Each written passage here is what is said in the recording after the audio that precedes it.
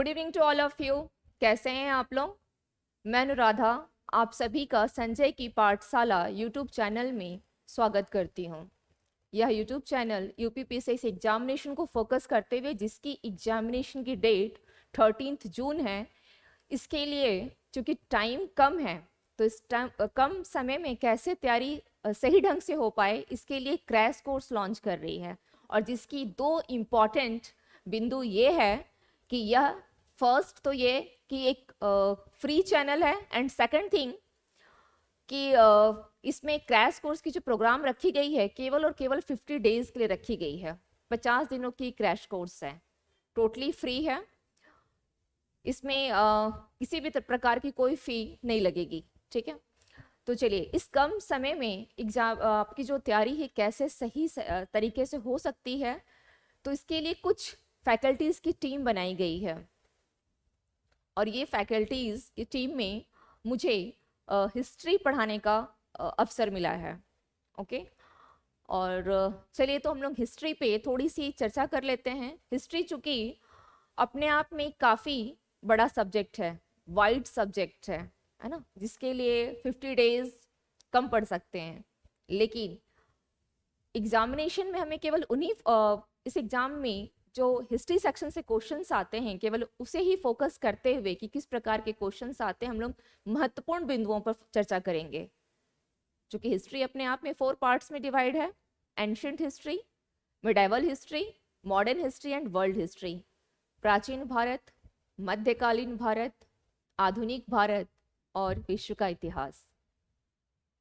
अब विश्व इतिहास से आपके एग्जामिनेशन में क्वेश्चन नहीं आता है, एटलीस्ट पीटी में तो क्वेश्चन नहीं है। रेस्ट 3 सेक्शन, इनसे क्वेश्चन आते हैं, और इन 3 सेक्शन में भी सबसे अहम योगदान होता है मॉडर्न इंडिया का, आधुनिक भारत का। अराउंड 35 से 40 क्वेश्चंस आते हैं हिस्ट्री से, और इस 35 से 40 क्वेश्चंस में most of the questions modern section से होता है। तो हम लोग की जो तैयारी की दिशा होगी, हम लोग पहले मॉडर्न इंडिया से स्टार्ट करते हुए, ऐसा नहीं है कि मिडाइवल नहीं पढ़ना है, एंशियंट नहीं पढ़ना है, क्वेश्चंस चूंकि उससे भी आते हैं लेकिन कम क्वेश्चन आते हैं, और एग्जाम की समय को देखते हुए लैक ऑफ टाइम है, तो हमारी स्ट्रैटेजी थोड़ी स्मार्टली होनी चाहिए कि इस कम समय में कैसे तैयारी अच्छे से अच्छे हो जाए। तो हम लोग उन्हीं महत्वपूर्ण टॉपिक्स को, फर्स्ट महत्वपूर्ण टॉपिक देख लेते हैं, जिससे एग्जामिनेशन में अभी तक का जो ट्रेंड रहा है, एग्जैक्टली तो बोलना मुश्किल है कि किस टॉपिक से क्वेश्चन आएगा, है ना। ये तो नहीं कहा जा सकता है। मैं आयोग की मेंबर तो नहीं हूँ, है ना, लेकिन पिछले जो कुछ वर्षों से क्वेश्चंस आए हैं, तो उस क्वेश्चंस में एक ट्रेंड रहता है ना। एक एग्जाम की जो प्रक्रिया होती है उसमें प्रत्येक वर्ष आप देखेंगे कि क्वेश्चन का एक ट्रेंड बना रहता है, और उसी प्रकार से प्रत्येक वर्ष क्वेश्चंस जो है वो आते रहते हैं। तो उन्हीं सब प्रीवियस ईयर्स के क्वेश्चंस को देख करके कुछ एक्सपीरियंस, कुछ अनुभव जो रहा है, तो हम लोग भी कुछ महत्वपूर्ण टॉपिक है मॉडर्न इंडिया में, इसे सबसे पहले कवर करेंगे, ठीक है। एक जैसे करते हैं ना कि अगर टाइम कम है तो हमें तैयारी कैसे होनी चाहिए, तो पहले महत्वपूर्ण टॉपिक होगा, उसके बाद उससे थोड़ा सा कम देखेंगे क्या है कि किससे क्वेश्चंस और आते हैं, ठीक है। तो ऐसे कुछ तैयारी करते हुए एक चीज इसमें और सबसे इंपॉर्टेंट ये है कि प्रीवियस ईयर्स के क्वेश्चंस हमें वो देखना है टॉपिक वाइज। सपोज मैंने एक टॉपिक करवा दिया, उस टॉपिक से कैसे कैसे क्वेश्चन आते हैं या किस प्रकार की आने की संभावनाएं हैं वो देखना है। और ड्यूरिंग क्लास, सपोज मैं क्लास ले रही हूं, तो क्लास लेने के दौरान कहीं भी अगर मुझे किसी भी स्लाइड में या अपनी पीपीटी में लगा कि हाँ, जहां कहीं भी मुझे लगेगा कि ये इंपॉर्टेंट पॉइंट है, तो मैं वहां पर भी आप लोगों को बोलूंगी कि हाँ, आप लोग लिख लें या स्क्रीनशॉट, जिस प्रकार से भी आपको सुविधा हो आप लोग कर सकते हैं, ठीक है। और ऐसा भी नहीं है कि हिस्ट्री में केवल मॉडर्न इंडिया पढ़ाऊंगी, तीनों सेक्शन पढ़ाऊंगी, मैंने आपको पहले ही कहा है। लेकिन मॉडर्न इंडिया से चूंकि अधिकांश क्वेश्चन वहीं से आते हैं, है ना, most of the questions pattern के अकॉर्डिंगली वही रहा है। तो उसी अनुभव से क्लास को स्टार्ट करते हुए चलिए, आप लोगों का भी सहयोग रहेगा, तो क्लास को स्टार्ट करते हैं। तो आज हमारा फर्स्ट टॉपिक होगा यूरोपीय कंपनियों का आगमन, ठीक है। यूरोप की जो कंपनियां थी उनका भारत में आगमन। तो आप सभी को जानते हैं कि यूरोप की जो कंपनियां हैं, पुर्तगाली, डच, और ब्रिटिश ईस्ट इंडिया अंग्रेज की कंपनी, फिर फ्रांस स्टेन, ये सभी आप सबको पता है। लेकिन इसे कैसे बहुत बहुत ज़्यादा लेंदी नहीं करना है ना, इसे बहुत एक छोटा रूप देते हुए टॉपिक को कंप्लीट भी करना है और इम्पोर्टेंट पॉइंट्स को स्किप भी नहीं करना, उसे साथ लेके चलना है, ठीक है।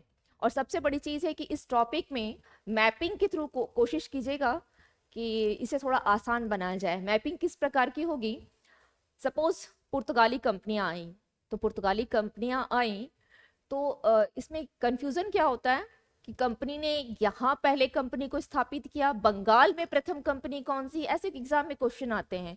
मोस्ट ऑफ द स्टूडेंट का क्वेश्चन रॉन्ग होने का वजह यही होता है कि उनका ये कॉन्सेप्ट ही क्लियर नहीं होता है।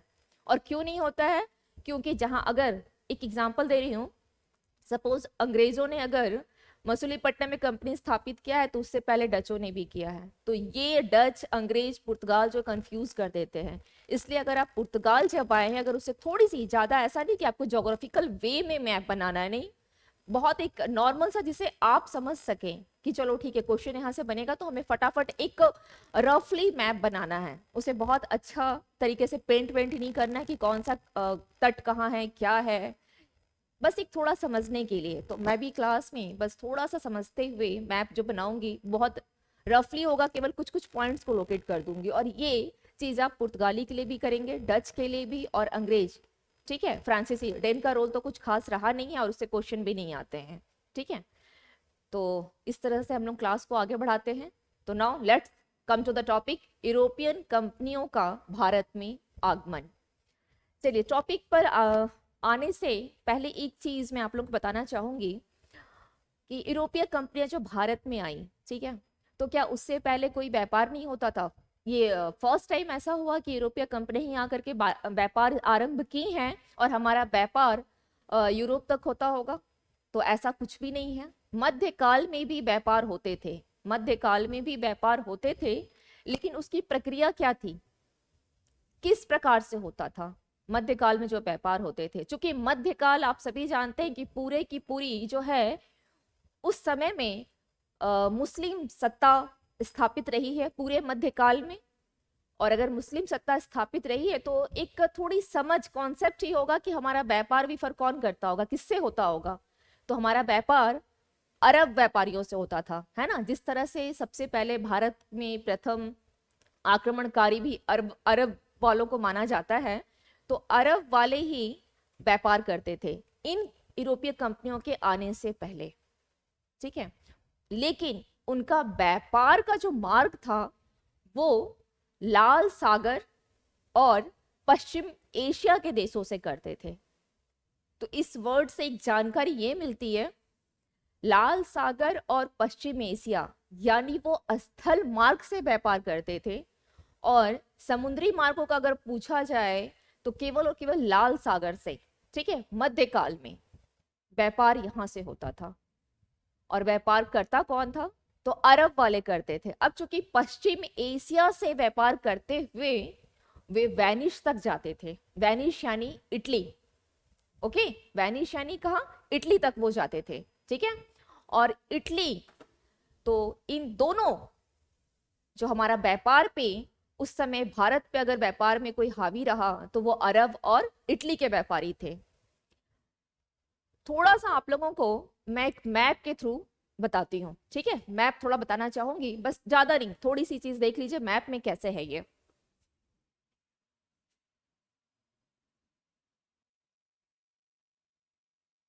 सपोज ये हमारा इंडिया है, ठीक है। और अगर यहां से अगर व्यापार हो रहा है तो लाल सागर को कुछ हम ऐसा सोच लेते हैं, ठीक है। और ये हमारा पश्चिम एशिया वाला क्षेत्र है। तो व्यापार का जो मार्ग था वो इस रास्ते से होता हुआ और इस पश्चिम एशिया जो कि स्थल मार्ग था, इन दोनों रास्तों से होता हुआ यह व्यापार यहां तक जाता था, ओके।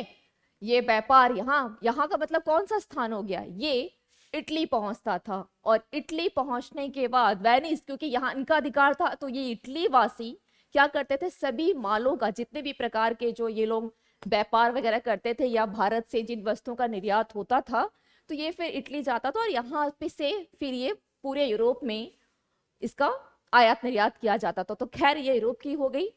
लेकिन इसके बाद अब चूंकि जब मध्यकाल ऑलमोस्ट जब फिनिश होने को आया और जब हम आधुनिक टाइम में आते हैं तो 1498 ईस्वी में डायरेक्ट वास्को डिगामा नहीं आया था। 1498 से पहले बार्थोलोम्यो, ठीक है, बार्थोलोम्यो एक पुर्तगाली था वो भी, जिसने क्या किया कि आशा अंतरिक्ष की खोज की। बार्थोलोम्यो ने आशा अंतरिक्ष। अब आशा अंतरिक्ष कहाँ है ये आप सभी जानते हैं कि आशा अंतरिक्ष जो है, अगर आप अफ्रीका का मैप देखेंगे तो सबसे दक्षिणी में है ना। अगर मैप देखते हैं, सपोज अफ्रीका है ये, अगर ये अफ्रीका है तो ये आपका आशा अंतरिक्ष है, ठीक है, आशा अंतरिक्ष है। तो इसी आशा अंतरिक्ष तक पुर्तगाल से बार्थोलोम्यो 1486 ईस्वी में आता है और आशा अंतरिक्ष की खोज करता है, जिसे इंग्लिश में कहते हैं कैप ऑफ गुड होप। कभी कभी क्वेश्चन में, कभी कभी, ठीक है, ये आशा अंतरिक्ष नाम ना देकर कैप ऑफ गुड होप को भी, जैसे इंग्लिश में होते हैं ना दो तरह, मतलब लैंग्वेज जो होते हैं, इंग्लिश में भी क्वेश्चन होता है और हिंदी में भी होती है। इंग्लिश में तो चलिए ठीक है कैप ऑफ गुड होप लिखेगा ही, बट हिंदी के क्वेश्चन में भी cap of good hope Hindi में लिखा होता है, ठीक है। तो इस वर्ड को याद रखिएगा, आशा अंतरिक्ष और कैप ऑफ गुड होप दोनों एक ही वर्ड है, ठीक है। तो ये वहां तक पहुंचता है। अब जब ये वहां तक पहुंचता है, यहां तक तो रास्ता मिल गया। इसके ठीक 8 साल के बाद वास्को डिगामा 1498 ईस्वी में, है ना, वास्को डिगामा क्या करता है, वह उसने देखा कि चलो ये आशा अंतरिक्ष तक है, तो वो इससे पीछे नहीं होकर के इससे एक कदम और आगे कहां पहुंच जाता है। पुर्तगाली वास्को डिगामा यहां से आता है और इस आशा अंतरिक्ष को पार करते हुए यहां भारत के पश्चिमी तट, जो कि कहां है, कालीकट, इस स्थान को कालीकट बोला जाता है, ठीक है, कालीकट, ओके। यह कालीकट पहुंच जाता है, ये कालीकट पहुंचता है और यहां पर एक शासक है जमोरिन। कालीकट का शासक कौन होता है, जमोरिन। और ये आपके पीटी में ये क्वेश्चन आता है, फर्स्ट क्वेश्चन होता है, फर्स्ट क्वेश्चन पीटी का, वास्को डिगामा भारत कब आया था, कब आया था, इन द सेंस किस ईस्वी से होता है। 4 ऑप्शन देगा, आपको एक चूज करना है। सेकंड क्वेश्चन, 1498 ईस्वी में निम्नलिखित में से कौन पुर्तगाली भारत आया था, Vasco da Gama. Second question. Third question, Vasco da Gama सर्वप्रथम कहां आकर के पहुंचा था, कालीकट। और फिफ्थ क्वेश्चन, कालीकट में कौन से शासक था या किसने वास्को डिगामा का स्वागत किया, तो जमोरिन ने। तो ये 5-6 क्वेश्चन जो हैं, ये क्वेश्चन आपके एग्जाम में आते हैं, ठीक है। तो ये क्वेश्चन जो आए हुए भी हैं, इनफैक्ट आते हैं और ये आए हुए भी हैं, तो इसे जो क्वेश्चंस आए हुए हैं अब तक, उसे तो 100% करके जाना है। उसमें इफ बट किंतु परंतु मत कीजिएगा, ठीक है। उस क्वेश्चन में 100% देना है। हाँ, जो क्वेश्चन आने की संभावनाएं हैं उस पर थोड़ा सा ये हो सकता है कि पता नहीं क्वेश्चन क्या इस रूप में होगा नहीं होगा, लेकिन जो आया हुआ है वो डिफरेंट है, आ चुका है, तो उस क्वेश्चन को कर लेना है, ठीक है। तो ये 4-5 प्रकार के क्वेश्चन आपके यहाँ से बनते हैं कि कालीकट, चलो जमोरिन में स्वागत किया। अब चूंकि जमोरिन ने क्या किया, स्वागत किया कालीकट में, लेकिन मैंने अभी आपको बताया क्लास में ही कि इससे पहले यूरोप जो अरब के व्यापारी वो व्यापार कर रहे थे और वो कर रहे उस समय भी हैं, 1498 में भी कर रहे थे। उन्हें ये चीज अच्छी नहीं लगी। क्यों अच्छी लगेगी, अगर कोई कंपटीटर आ जाए आपके एग्जामिनेशन में, 10 लाख फॉर्म आते हैं, है ना, 10 लाख फॉर्म आते हैं और उस 10 लाख में अगर 11 लाख फॉर्म पड़ जाए या 12 लाख, तो आपको भी अच्छा नहीं लगता है। अच्छा लगता है, खुश होते हैं, नहीं खुश होते हैं, केवल आयोग खुश होता है। क्यों, क्योंकि आपके इस फॉर्म डालने से आयोग के क्या होती है, इनकम बढ़ती है। तो उसी प्रकार से जब पुर्तगाल नाविक वास्को डिगामा 1498 ईस्वी में कालीकट पे पहुंचता है, तो जमोरिन जो शासक है वो तो खुश होता है, लेकिन जो अरब वाले व्यापारी हैं वो बहुत दुखी होते हैं। और दुखी ही नहीं, उनके साथ उनका बनता भी नहीं है, उनके संबंध अच्छे नहीं रहते हैं। लेकिन चलिए, वो आ गया। अब चूंकि उसने आने के बाद उसने क्या किया, यहाँ तक तो पहुंच गया, लेकिन यहाँ से जब वो वापस जाता है, और एक चीज इसमें उसमें आने में, जब वो वहां से आ रहा था पुर्तगाल से, तो उसे टोटल जो डेज लगे हैं 90 डेज लगे हैं। पीटी का क्वेश्चन बनता है कितने दिनों का सफर उसने तय किया है, तो 90 दिनों का सफर तय किया है। 90 दिन का मतलब हो गया, अगर महीनों में पूछ ले तो 3 मंथ्स, 3 मंथ्स में वो कालीकट पहुंचता है। ठीक है, और जिसके पथ प्रदर्शक में एक गुजराती पथ प्रदर्शक था, है ना, गुजराती पथ प्रदर्शक ने उसका साथ दिया था। ये पीटी का क्वेश्चन ये भी है, गुजराती। खैर मैं भी आपको पीपीटी में शो भी कर दूंगी, पीपीटी में अंडरलाइन करते हुए चली जाऊंगी, आप लोग एक बार देख लीजिएगा। पूरी चीजों को नहीं देखना है, इसमें जो इंपॉर्टेंट पॉइंट्स है बस उसे ही देखते चलें। ठीक है, केवल इंपॉर्टेंट्स, और इंपॉर्टेंट्स जो भी होंगे उसे मैं रेड पेन से अंडरलाइन कर दूंगी। ओके, रेड पेन का मतलब ये होता है डेंजरस, और उसे देख के ऐसे ही आप लोग समझ जाएंगे कि चलो ये इंपॉर्टेंट पॉइंट है, एग्जामिनेशन पॉइंट ऑफ व्यू से वो इंपॉर्टेंट होंगे।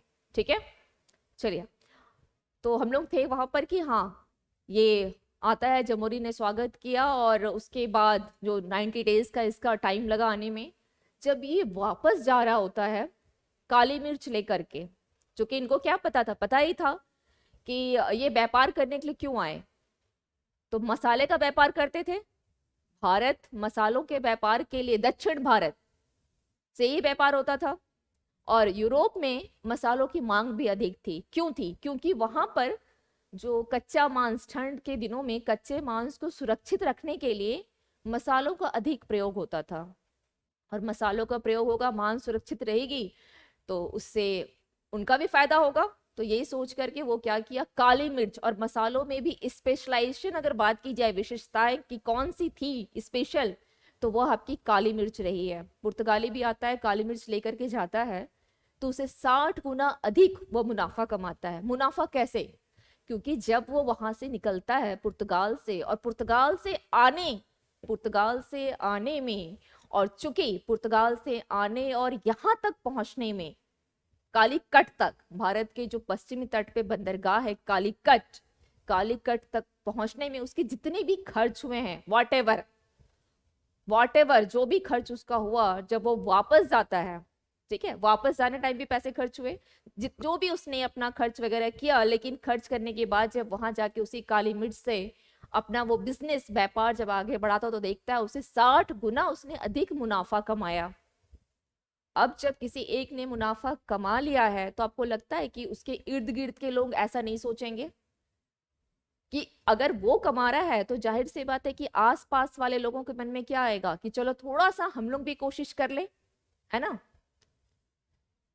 ये चीजें होती, 60 गुना अधिक मुनाफा देख के वहां के आसपास के डच, तो फिर भी थोड़ा सा टाइम लगा, लेकिन आसपास के जो थे, पुर्तगाल की ही सरकार थी, ठीक है, तो उन्होंने भेज दिया, अल्फांसो जी आए, अल्मीडा जी आए, नीनो डे कन्हा आए, तो इस तरह से वायसराय बनकर आते गए। लेकिन अब चूंकि ये तो चले गए वहां, है ना, एक बार जाने के बाद जब लग गया वास्को डिगामा को कि हमने इतना मुनाफा कमाया है, तो उसने क्या किया, उसने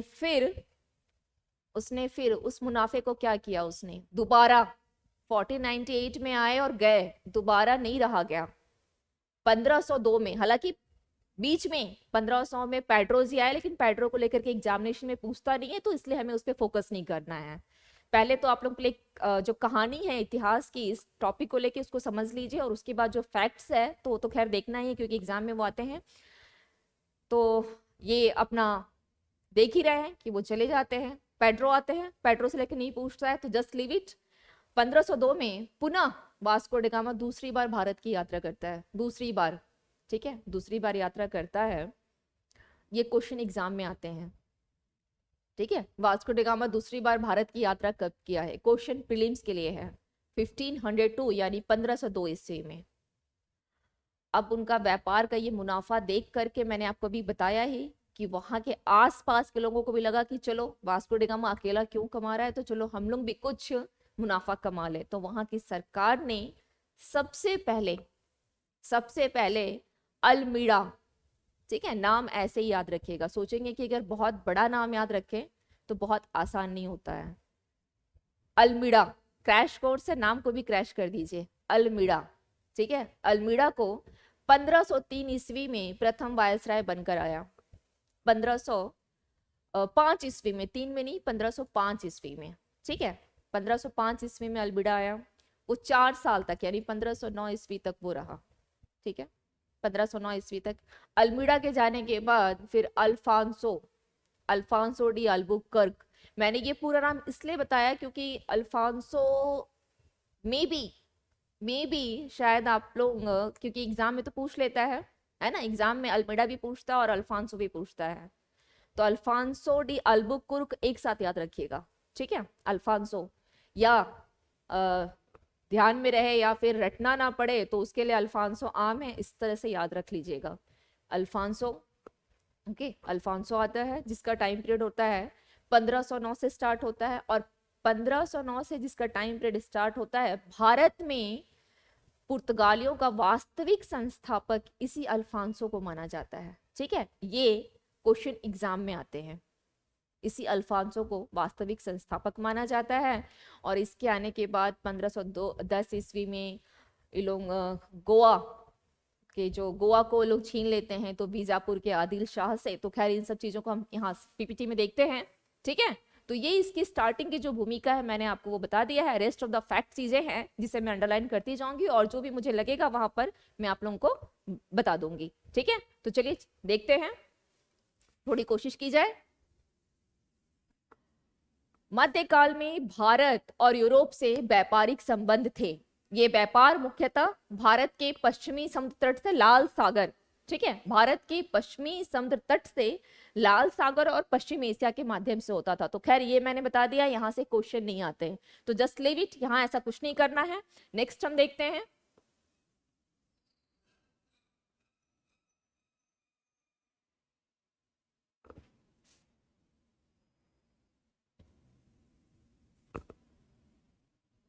नेक्स्ट है, यह व्यापार मसालों और विलासता की वस्तुओं के लिए होता था। तो ये भी हम लोगों ने देख लिया है। इसे अगर आप लोग एक बार अगर गो थ्रू होना चाहते हैं, कभी कभी होता है कि सुनने के बाद थोड़ी नजर ये भी चाहता है कि थोड़ा सा नोट्स भी देख लिया जाए, संतुष्टि नहीं होती है, भले उस नोट्स को आप लोग दोबारा पढ़े या ना पढ़े, सुनी हुई चीजें ज्यादा याद रहती है, लेकिन फिर भी ये नजर में ऐसा होता है, ठीक है, ये नजर का प्रॉब्लम है, आपका नहीं है। तो खैर चलिए, मसालों की आवश्यकता यूरोप में ठंड के दिनों में मांस को सुरक्षित रखने और उसकी उपयोगिता को बढ़ाने के लिए पड़ती थी। इससे क्वेश्चन नहीं आते हैं, तो जिससे क्वेश्चन नहीं आते हैं उसे वर्तमान में छोड़ दीजिए, ठीक है, वर्तमान में, क्योंकि टाइम को देखते हुए हमें इंपॉर्टेंट पॉइंट्स को देखना है। अब देखते हैं, Portuguese Rajkumar Henry the navigator ने लंबी समुद्री यात्राओं को संभव बनाने के लिए दिक्सूचक यंत्र और नक्षत्र यंत्र की गणनाएं वगैरह की थी। तो इसे भी रहने दीजिए, इसे क्वेश्चंस नहीं आते, इसे भी स्किप करें, ओके। मैंने आप लोग को बताया यहां से क्वेश्चन बनते हैं। क्वेश्चन यहां पर आपका आता है 1486 में, किस ईस्वी में? तो 1486 में पुर्तगाली नाविक बार्थोलोम्यो ने उत्माशा अंतरिप, मैंने बताया था अफ्रीका का जस्ट नीचे उत्माशा अंतरिप, कैप ऑफ गुड होप जिसे कहते हैं, ठीक है, और वास्को डिगामा। ये फैक्ट्स जो आपके एग्जामिनेशन के लिए इंपॉर्टेंट है, इसे जरूर देख लीजिएगा। भारत की खोज 1498 में की, ठीक है, 1498 में की, ओके। चलिए नेक्स्ट देखते हैं।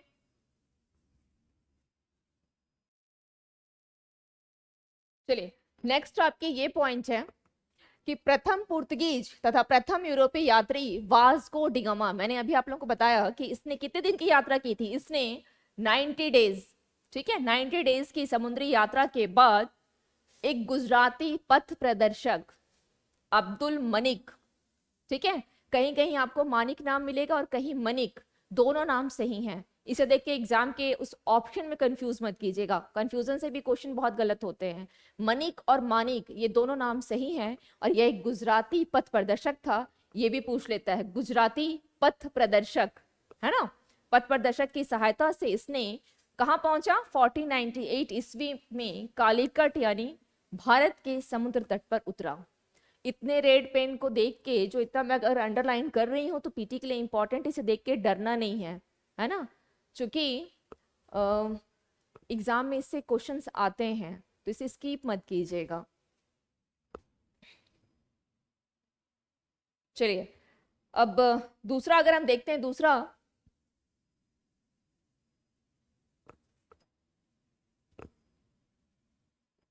कालीकट के शासक किसने, कालीकट के शासक जमोरिन ने,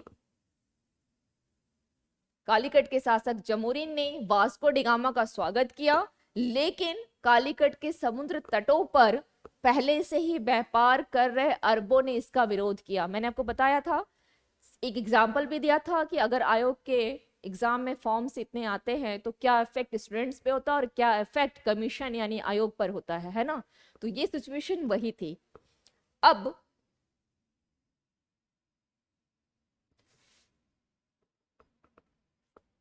वास्को डी गामा ने भारत में काली मिर्च के व्यापार से 60 गुना अधिक मुनाफा कमाया, ओके, जिससे अन्य पुर्तगीज व्यापारियों को भी प्रोत्साहन मिला।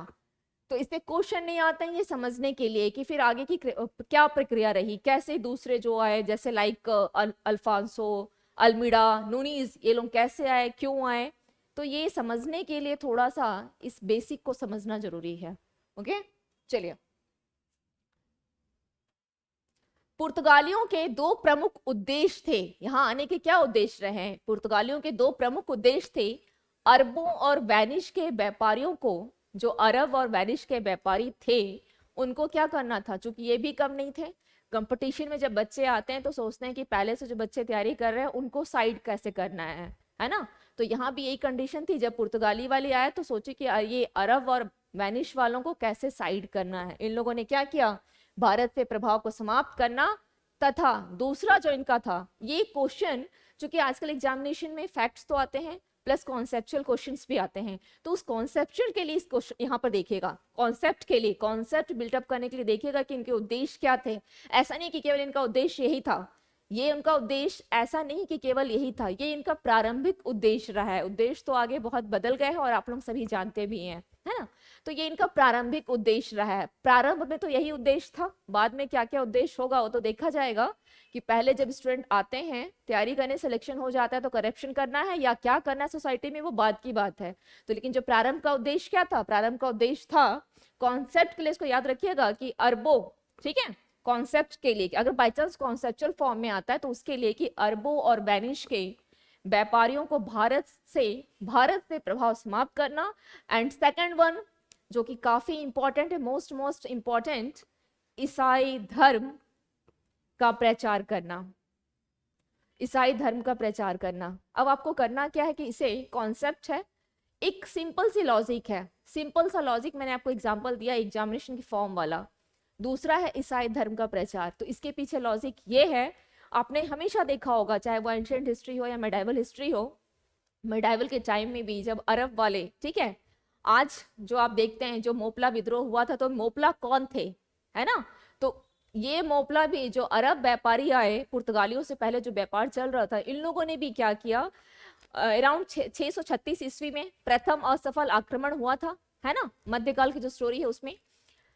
तो अरब वाले व्यापारी क्या किए, वो भी चाहते थे कि यहाँ यानी दक्षिण भारत में उनकी संख्या बढ़े, तो इसके लिए उन लोगों ने क्या किया, वो व्यापारी दक्षिण भारत आए और यहाँ की जो महिलाएं थी, यहाँ की महिलाओं से उन लोगों ने क्या किया, विवाह किया, और उनसे उत्पन्न जो बच्चे थे उनको मोपला कहा गया। और वही मोपला विद्रोह आपने देखा है, कि देखा तो नहीं है, पढ़ा है ना, देख कैसे सकते हैं, वो पढ़ा है क्योंकि वो तो 1921 की घटना है, लेकिन पढ़ा है ना। तो मोपला जो है वो वही अरब जो व्यापारी थे और दक्षिण भारत आकर के यहाँ की महिलाओं से शादी करने के पश्चात उनसे उत्पन्न जो भी मतलब संतान थी उसे मोपला कहा गया, ठीक है। और ये सिर्फ ऐसा नहीं कि अरब वाले की है, इससे पहले भी अगर आप देखेंगे तो प्राचीन भारत में भी कुछ इतिहास ऐसा ही रहा है। बिंबिसार के समय में भी उसने अपने साम्राज्य को विस्तार करने के लिए विवाह का सहारा लिया था, है ना। लिच्छवी में उसने विवाह किया था, चंद्रगुप्त मौर्य ने भी ऐसा किया। तो इतिहास ऐसा ही कुछ रहा है ना। इतिहास की ये ऐसा नहीं है, प्राचीन इतिहास से ऐसा होता आया है और इतिहास कभी बदलता नहीं है। ये अभी भी अगर आप कहीं देखेंगे तो शायद राजनीति में आपको यहाँ अभी भी कुछ ना कुछ कहीं ना कहीं मिल जाएगी। तो खैर हमें राजनीति में नहीं जाना है, हमें टॉपिक पे रहना है। ओके, चलिए।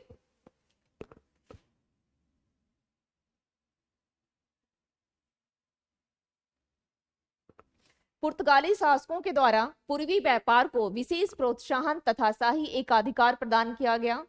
पुर्तगाली सामुद्रिक साम्राज्य को, जो पुर्तगाली साम्राज्यिक साम्राज्य थी, उसे एस्तादो, ये कंपनी का नाम इसलिए याद रखेंगे क्योंकि मैच में देता है, सुमिलित करने के लिए। डच कंपनी का नाम दे देगा, अंग्रेज की कंपनी का नाम देगा, पुर्तगालियों का, ये चारों का नाम और चारों की कंपनियों को याद रखेगा। मैच में दे सकता है, match A and match B में इस प्रकार से क्वेश्चंस आते हैं। तो एस्तादो द इंडिया, क्या नाम दिया गया? एस्तादो द इंडिया, पुर्तगाली की कंपनी का नाम रखा गया। ठीक है, ये यहाँ के एक पॉइंट हो गए। केवल आपको क्या करना है, कम टाइम के लिए मैंने आपको एक शॉर्ट फॉर्म में जो इसका था क्रैश टाइप का मैंने बता दिया है, आपको केवल पॉइंट्स में गो थ्रू होकर के इसे तैयार करना है। ठीक है, चलिए अब नेक्स्ट हम देखते हैं। वास्को डे गामा का भारत आने का दूसरा पुर्तगाली पेड्रो, मैंने कहा इसे स्किप करना है, पेड्रो को छोड़ दीजिएगा, no need of that, no need of that, Pedro छोड़ दें। थर्ड है वास्को डी गामा दूसरी बार भारत 1502 यानी 1502 ईस्वी में आया था। तो इसे करना है, इसे करना है क्योंकि ये आ सकता है। ठीक है, 1502 ईस्वी में आया था, तो इसे करना है। अब हम देखेंगे पूर्वी जगत के काली मिर्च व्यापार क्या होता था। व्यापार उस समय में जो सबसे प्रारंभ का टाइम रहा है 1498 ईस्वी या फिर इससे पहले भी, अरब वाले भी, जो भी व्यापार हमारा भारत से जो होता था उसमें मसाले का बहुत अहम योगदान रहा है। ठीक है, तो ये लोगों ने व्यापार में पूछ लेता है, ये क्वेश्चन भी आ जाता है कि व्यापार किसका होता था। तो काली मिर्च, दो तीन चीजें हैं जो बहुत फेमस है, काली मिर्च है, शोरा है, ठीक है, अफीम है, सूती वस्त्र हैं। ये तीन चार चीजों को अगर याद रख लेंगे तो पूरा जो व्यापार का जो क्वेश्चन आएगा कि क्या लेके गया और क्या दे के गया, वो पूरा तैयार हो जाएगा। ठीक है, इसमें कंफ्यूजन भी हो जाता है लेकिन कंफ्यूज करना नहीं है। पुर्तगाली के टाइम में सिर्फ मैं बता दूंगी कि अंग्रेजों ने किस पे ध्यान दिया, डचों ने किस पे ध्यान दिया। ठीक है, तो ये ध्यान रखिएगा कि काली मिर्च, काली मिर्च, ओके, काली मिर्च और मसालों के व्यापार पर, ठीक है, काली मिर्च और मसालों के व्यापार पर एकाधिकार प्राप्त करने के उद्देश्य से इन लोगों ने क्या व्यापार किया। मसाले तो आप जानते हैं, और मसालों में काली मिर्च का नाम याद रखिएगा। पुर्तगालियों ने 1503 ईस्वी में कोचीन, मोस्ट इंपॉर्टेंट, और इसे ऐसे नहीं, पहले एक बार मैं बता दे रही हूँ, फिर मैं मैप बना के आप लोगों को बिल्कुल उस मैप पे लोकेट कर दूंगी। ठीक है, तो मैप अगर याद रह जाएगा तो चाहे वो पुर्तगाली से पूछे या डच से पूछे, बैठ जाएगा दिमाग में, क्योंकि मैप जो है वो बैठ जाती है। ऐसे फैक्ट्स थोड़ी सी प्रॉब्लम करती है क्योंकि रटने वाली चीजें सबसे संभव नहीं है, और हमें क्यों उसे संभव बनाना जब हमारे पास अल्टरनेट ऑप्शन है ना। जब मैप से आसानी से हो सकता है तो क्या जरूरत है रटने की। चलिए, तो अधिकार प्राप्त कर पुर्तगालियों ने 1503 ईस्वी में कोचीन यानी भारत में अपने पहले दुर्ग की स्थापना की। Very very important, Cochin, Cochin जिसे, ठीक है, ये कोचीन, कोचीन यहां हो गया, कोचीन है, ये कालीकट था, ये कालीकट जो कि 1498 ईस्वी में वास्को ड गामा पहुंचा था, और ये कोचीन में इसने 1503 ईस्वी, ठीक है, प्रथम फैक्ट्री 1503, और यहां पर केवल आप कोचीन लिख लें। ठीक है, बाद में एक्चुअली कुछ टाइम यानी कालांतर में यहां भी प्रॉब्लम हुई है, प्रॉब्लम तो नहीं हो बोल सकते हैं उसे, यहां से भी फैक्ट्री को हटा दिया गया है कालांतर में, यानी काल अंतर यानी कुछ टाइम के बाद, टाइम डिफरेंसेस के बाद। ओके, ये कोचीन फर्स्ट यहां है। क्वेश्चन जब पूछता है कि 1503 ईस्वी में या पुर्तगालियों ने प्रथम फैक्ट्री कहां स्थापित की, ठीक है, पुर्तगालियों ने प्रथम फैक्ट्री कहां स्थापित की, तो उसके लिए आपका आंसर है 1503 ईस्वी में कोचीन, कोचीन में अपने पहले दुर्ग की स्थापना की। दुर्ग यानी किला, कोई आएगा तो उसे सबसे पहले जो भी वो व्यापार करेगा तो एक एरिया को strong safety point of view से होता है ना। हम लोग क्या करते हैं, एक कहीं कुछ व्यापार करना हो तो एक जहां भी लगता है कि सुरक्षा के दृष्टिकोण से सही होगा तो वहां पर दुकान वगैरह अगर कुछ भी हो तो पहले उस एरिया को चूज करते हैं, है ना, उसकी उस जगह की रख रखाव या मरम्मत वगैरह करते हैं ताकि किसी भी प्रकार की दुर्घटनाएं ना हो। तो पुर्तगालियों ने भी क्या किया, एक दुर्ग बनवाया। दुर्ग चूंकि किला बहुत काफी स्ट्रांग होता, और ऐसे भी इनको पता था कि इससे पहले जो मराठा वगैरह हैं या कोई भी मध्यकाल में हो या एंशियंट टाइम में, दुर्ग का बहुत अपना अहम रोल है। तो इनको पता था कि जो दुर्ग होता है वो बहुत मजबूत होता है ना, तो उसमें किसी प्रकार की जो कोई दुर्घटनाएं नहीं होंगी, ये वो जानते थे। तो उन्होंने कोचीन में अपना प्रथम दुर्ग, पहले दुर्ग की स्थापना की। ठीक है, प्रथम दुर्ग का स्थापना कोचीन में की। ये एग्जाम में आता है, इसलिए इस पे थोड़ा सा फोकस जरूर कर लीजिएगा, और थोड़ा नहीं ज्यादा फोकस कीजिएगा इस पे। ठीक है, चलिए।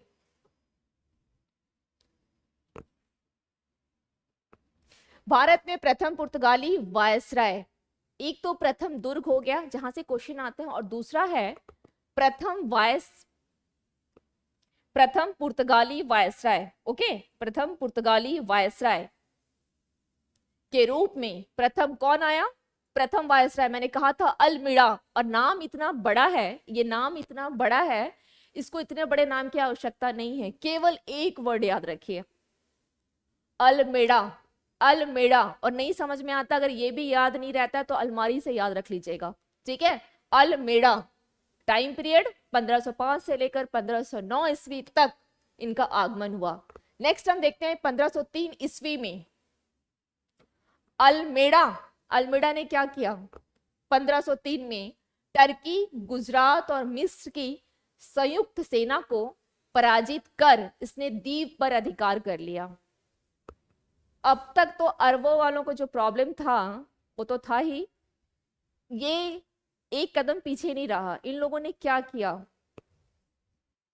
इन लोगों ने क्या किया? भारत में अधिक से अधिक अपनी पैठ को मजबूत करने के लिए सबसे पहले इन लोगों ने किसे किसे साइड किया?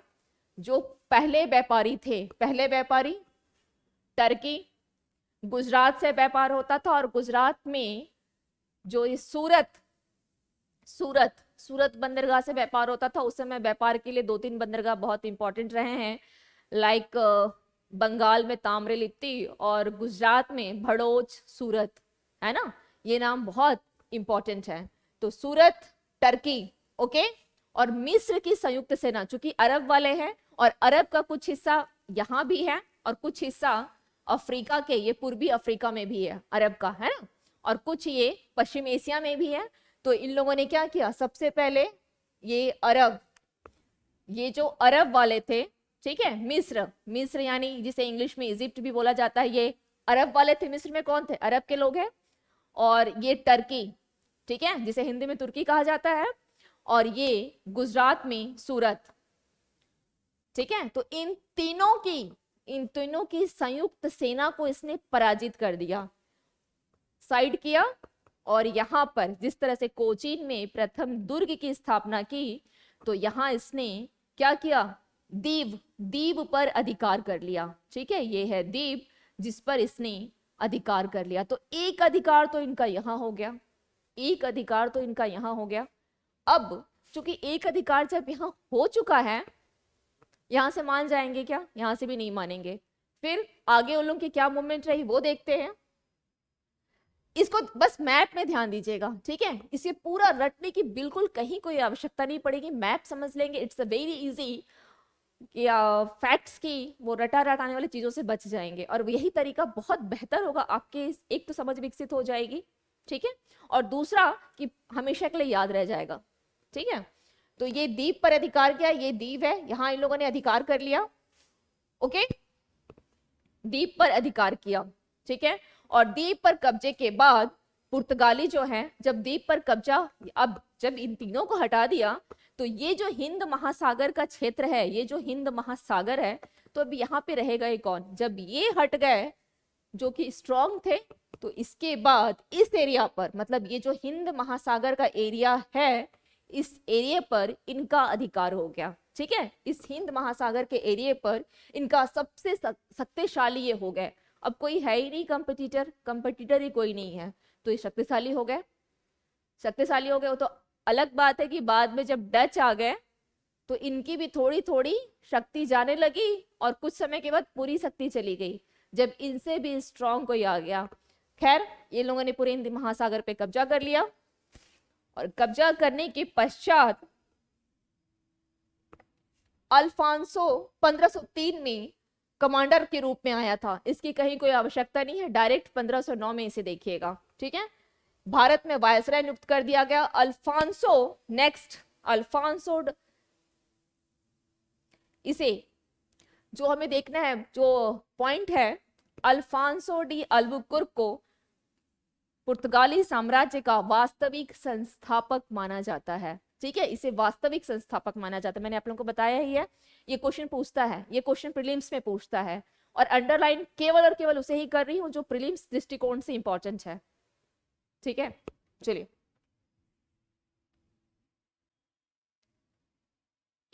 अल्बुकर्क ने 1510 ईस्वी में बीजापुर के, ये क्वेश्चन पीटी का है, पीटी में एक क्वेश्चन पूछता है, कब 1510 ईस्वी में बीजापुर के शासक आदिल शाह यूसुफ से गोवा को छीन लिया, जो काल अंतर में यानी कुछ टाइम के बाद भारत में व्यापारिक केंद्रों की राजधानी बनाई गई, ठीक है। यहाँ केवल इस जगह, जब मैंने कहा था इंडिया के मैप में कि यहाँ केवल कोचीन में इन लोगों ने दुर्ग बनाया था, ठीक है। अब चूंकि इनका व्यापार बढ़ गया, द्वीप पर अधिकार हो गया, ये द्वीप है, यहाँ अधिकार हो गया, इन लोगों ने गोवा पर अधिकार किया 1510 ईस्वी में। ये केवल अभी अधिकार की बात कर रहा है, ठीक है, अधिकार है। काल अंतर में बनाया गया इसे राजधानी, काल अंतर में यानी कुछ टाइम के बाद, और वो टाइम है 1530 ईस्वी में, ठीक है। 1530 ईस्वी में अभी तो केवल इसे क्या बनाया गया, इस पे अधिकार कर लिया है ना, अधिकार करके 1530 ईस्वी में इसमें इन लोगों ने यहाँ राजधानी बना दिया। तो खैर ये आगे जब आएगा स्लाइड तो मैं बता दूंगी, लेकिन बस एक थोड़ा सा एक समझ लें कि 1510 में केवल अधिकार था, अधिकार में और उस पर पूरे केंद्र का राजधानी जब बनाने में अंतर है ना। अधिकार का मतलब होता है केवल अधिकार है, लेकिन जब राजधानी बनाई गई, these are two different lines, okay. तो ये 1530 और 1510, चलिए, व्यापारिक केंद्रों की राजधानी बनी, ये यहाँ पे आवश्यकता नहीं, यहाँ पर केवल ध्यान दीजिएगा कि 1510 ईस्वी में पीटी का एक क्वेश्चन है।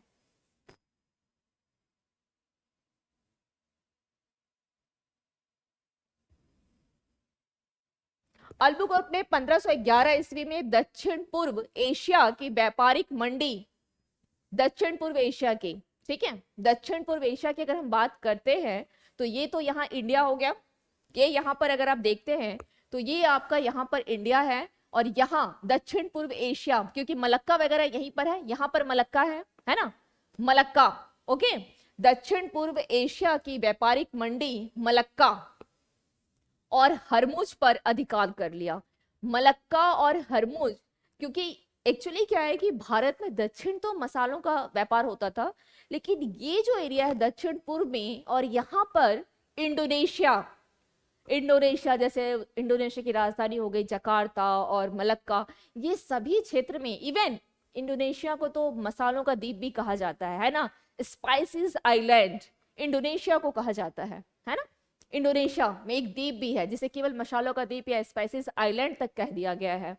तो यहाँ पर इसने क्या किया, देखा कि अगर मैं मलक्का पर भी अधिकार कर लेता हूँ, ठीक है, यहाँ तक बढ़ते बढ़ते उसने देखा अगर चलो मलक्का पे अधिकार कर लिया जाए, है ना, और उसने हरमुज, ओके, इसने क्या किया, व्यापारिक मलक्का और हरमुज, ओके, हरमुज यहाँ है, फारस की खाड़ी के पास हरमुज की जल संधि है, फारस की खाड़ी, ओके, ईरान फारस की खाड़ी, यहाँ पर क्या है, हरमुज जल संधि है, इस पर इसने अधिकार कर लिया, ठीक है, इस पर इसने अधिकार कर लिया। और इसके समय में पुर्तगाली भारत में शक्तिशाली नौसैनिक यानी नेवी के रूप में, शक्तिशाली नौसैनिक शक्ति के रूप में ये स्थापित हुए, ठीक है, ये स्थापित हुए, ओके। चलिए अब हम आगे देखते हैं।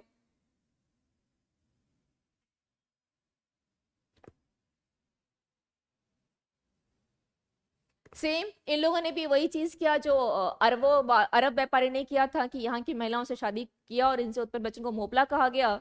इन लोगों ने भी सेम यही प्रक्रिया को अपनाया। इन लोगों ने क्या किया कि यहाँ की महिलाओं से शादी करने के बाद, यहाँ की महिलाओं से शादी की, निम्न वर्गीय महिलाओं से शादी की, क्योंकि ये भी चाहते थे कि यहाँ पर क्या हो, कि यहाँ पर इनकी भी पुर्तगालियों की संख्या में वृद्धि हो और बस्तियों का स्थापित किया जाए। सेम चीज इन लोगों ने भी किया है। ठीक है, अब ये तो चलिए ये हो गई। उसके बाद अगर हम देखते हैं,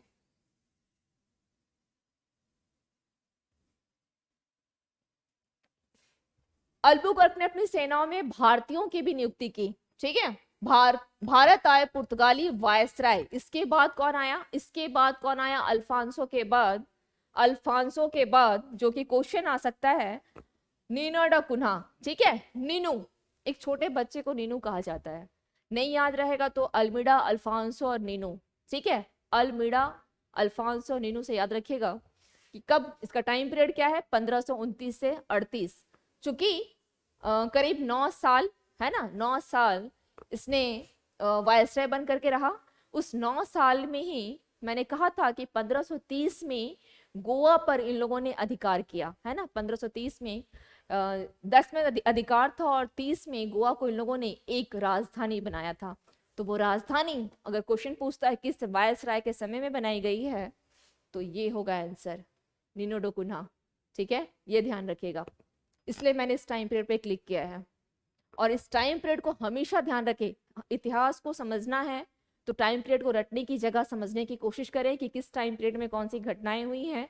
थोड़ी सी रिकॉल कर लेंगे, चीज अपने आप याद हो जाएंगी। जिस तरह से मैंने अभी जस्ट आप लोगों को बताया कि 1510 में अधिकार और 1530 में राजधानी बनाई गई, और 30 का मतलब है ये टाइम था वो। ठीक है, 30 का मतलब ये टाइम था। 1530 ईस्वी में कोचीन की जगह गोवा को राजधानी बनाया गया। मैंने कहा था कोचीन वाले में कि अब चेंजिंग आएगी, चेंजिंग आएगी। अब तक क्या थी, ये थी, फिर गोवा हो गई। ठीक है, गोवा इनकी राजधानी बन गई 1530 ईस्वी में। ओके, चलिए, अब इस राजधानी के बनने के पश्चात क्या हुआ,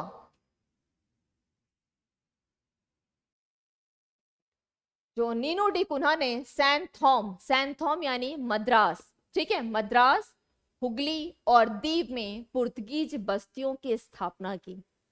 कहां कहां पर, कहां कहां स्थापित किया, पुर्तगीज बस्तियों को उन लोगों ने कहां कहां स्थापित किया। ये सारे अगर वो स्थान थे तो सैंथोम यहाँ है, कोचीन यहाँ है। हम बिल्कुल स्टार्टिंग से फिर से करेंगे, जितनी बार अगर आप करेंगे तो उतना ध्यान आपको रह जाएगा। ये कोचीन है, ये दीव है, यहाँ पर गोवा, ये तो अधिकार पहले ही थे। सैंथोम यानी मद्रास का एरिया है, इतना तो आप सभी जान रहे हैं, मद्रास हो गया। और यहाँ हुगली, बंगाल में इनने क्या किया, बस्तियों की स्थापना की। ठीक है, बस्तियों की स्थापना की। पुर्तगीज वायसराय, इसे छोड़ दीजिएगा, ठीक है, कि चावल और दीप ये सब क्वेश्चन नहीं पूछता है, सो जस्ट लीव इट, इसकी कोई आवश्यकता नहीं है। पुर्तगीज पूर्वी तट के कोरोमंडल समुद्र तट के, ठीक है, पुर्तगीज जो है पूर्वी तट के कोरोमंडल समुद्र तट के मसूलीपट्टनम और पुलिकट शहरों से वस्त्र क्या करते थे, वस्त्र एकत्र करते थे। मैंने कहा है ना कि 2-3 चीजें अगर याद रहेंगी तो वो थोड़ा सा इजी हो जाएगा अगर आप इसे समझ लेंगे। पहले तो काली मिर्च चलता रहा इनका, और काली मिर्च के साथ साथ इन लोगों ने क्या किया, काली मिर्च के साथ साथ कहां से, तो ये है कोरोमंडल तट, यहां पर है मसूलीपट्टनम। ओके, ये है मसूलीपट्टनम, ठीक है, जिसे मछलीपट्टनम भी कहा जाता है। और ये है पुलिकट। यहां से इन लोगों ने, चूंकि इनका अधिकार अब कहां कहां हो गया, ये कोचीन तो हो गया, दीप भी हो गया, गोवा पे भी अधिकार हो गया, मसूलीपट्टनम में अगर वस्त्र एकत्र करते हैं तो कहीं ना कहीं भविष्य में यहाँ भी अधिकार कर लेंगे, ये तो निश्चित है। और यहाँ अगर हम बंगाल की बात करते हैं तो हुगली है ना, ये हुगली पर भी इनका अधिकार हो गया। ओके, कहाँ कहाँ अधिकार हुआ, ये 3-4, और सैंथोम है ना, ये सैंथोम जो कि मद्रास। तो चूंकि अब आप देख रहे हैं कि इनका अधिकार ये एरिया और यहाँ भी अधिकार हो चुका है। सबसे पहले मैप में इसको बिल्कुल बैठा के रखेंगे। मलक्का तथा मनीला जो कि फिलीपींस की राजधानी है, आदि पूर्वी एशियाई देशों से व्यापार के लिए नागपट्टनम बंदरगाह का पुर्तगाली व्यापार प्रयोग करते थे। नागपट्टनम, चूंकि अब देखिए यहां तक तो ठीक है, लेकिन यहां से जब वो पूर्वी एशिया मतलब यहां जा रहे हैं, पूर्वी एशिया मतलब यहां जा रहे हैं, ठीक है, तो यहां से जाने के लिए यहाँ है नागपट्टनम बंदरगाह, यहां से जाना थोड़ा कम खर्च पड़ेगा, थोड़ा कम खर्च पड़ेगा, और यहां से भी कम खर्च की जगह हुगली से और कम खर्च पड़ता। ये चीजें भी आगे आपको मिलेगी, फिलहाल इसे मत देखिए, केवल यहाँ ये जो नागपट्टनम बंदरगाह का, ये पीटी में पूछता है, ठीक है, ये पीटी का क्वेश्चन है।